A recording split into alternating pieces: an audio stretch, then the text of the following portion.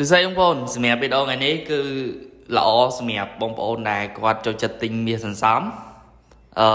tại tôi thì mình ca tinh miệt sẵn xóm đấy mình mền tinh miệt được không tìm xa mùi than khéo đó cứ tinh miệt không tìm xa an tạc chiết ok đây ông bồn nó cái này xóa cùng một can video thôi mày bao nhôm chẳng ngày nay cứ nhưng mà chọn xe đi tại tôi cho mình ca tinh miệt này không tìm xa mùi than khéo cho mình tìm xa vào rồi chẳng nữa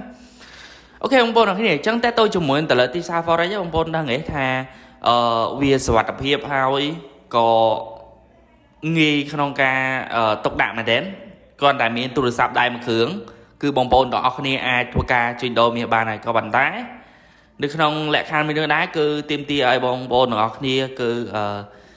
មានការ risk management ការជួញដូរមានការ set up ត្រឹមត្រូវអញ្ចឹងទៅប៉ុន្តែការទិញមាសនេះគឺបងប្អូនខ្ញុំគួរ recommend បងប្អូនបើសិនជាទិញមាសសន្សំគួរតែទិញតែមួយទិសដៅបានហើយគឺទិសដៅបាយកុំទិញទិសដៅ sell អញ្ចឹងដោយបងប្អូនទាំងអស់គ្នាដឹងស្រាប់ហើយថាទៅលើ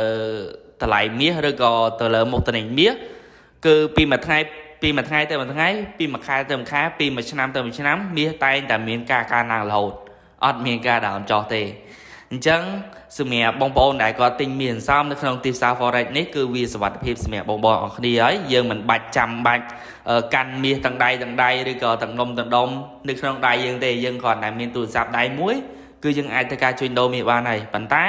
សម្រាប់បងប្អូនដែលទិញមាសសន្សំខ្ញុំនិយាយម្ដងហើយម្ដងទៀតគឺយើងទិញតែទៅលើទិសដៅបាយមួយទេណាអញ្ចឹងសម្រាប់ទីផ្សារ Forex គឺវាសុវត្ថិភាពបែបហ្នឹងគ្រាន់តែមានទូរស័ព្ទដៃមួយគ្រឿងហ្នឹងបងប្អូនអាចធ្វើការជួញដូរមាសបានហើយហ្នឹងក៏ប៉ុន្តែទៅមួយការជួញដូរនេះបែបសន្សំយើងគួរតែទិញ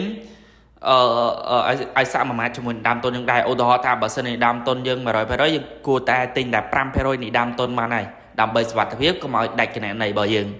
អានេះគឺល្អសម្រាប់បងប្អូនដែលគាត់ចង់ធ្វើការជួញដូរមាសបែបសន្សំណាវាសុវត្ថិភាពបើសិនទីផ្សារមូលដ្ឋានក្រៅបងប្អូនគិតមើលថាបងប្អូនត្រូវយកលុយទាំងដុំដើម្បីធ្វើការទិញមាសហើយត្រូវយកមកកាន់យកត្រូវទុកដាក់ហានិភ័យខ្លាចបាត់ខ្លាចអីចឹងទៅណាខ្លាចចោលឆក់ឬក៏អីផ្សេងចឹងទៅប៉ុន្តែសម្រាប់ទៅលើទីផ្សារ Forex នេះបងប្អូនគាត់តែមានទូរស័ព្ទដៃមានអ៊ីនធឺណិតបងប្អូនអាចធ្វើការជួញដូរមាសបានហើយអញ្ចឹងបើចង់ដឹងថារបៀបក្នុងការជួញដូរមាសបែបសន្សំនៅក្នុងទីផ្សារ Forex ហ្នឹងរបៀបម៉េចតាក់ទងមក Telegram មកខ្ញុំប្រឹក្សាដែរឲ្យគិតថ្លៃអរគុណ